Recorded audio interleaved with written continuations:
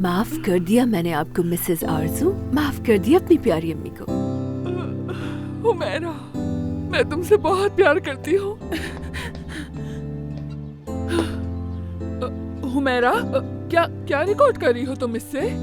अभी 1 मिनट पहले ही आपने कहा था कि किसी काम के बीच में नहीं आएंगी। अच्छा, कुछ नहीं कह रही मैं। मेरी बेटी ने मुझे माफ कर दिया, इसलिए आज मैं बहुत खुश हूँ। तुम्हारी बेटी को तुम्हारे सुपुर्द करके जा रही हूँ मैं, क्योंकि मोहब्बत जो करती हूँ मैं तुमसे इतना। मेरी प्यारी बच्ची, मैं अपना वादा निभाऊंगी, जरूर निभाऊंगी। लेकिन हाँ, तुम्हारी याद जब भी आएगी मिलने आऊंगी मैं। ऐसे ही रहेंगी तो जब आपका दिल चाहे आ सकती है मेरे घर में। आप कुर्बान हो जाऊं मैं अपनी बेटी पे। ठीक है, जाएं, कुछ काम करने। हाँ ठीक है, चलो मैं जा रही हूँ। हाँ, अच्छा घर जाकर मुझे कॉल कीजिएगा। हाँ जरूर करूँगी। और एमन को सलाम। वालेकुम सलाम मेरी बच्ची। चलिए अपना ख्याल रखिएगा।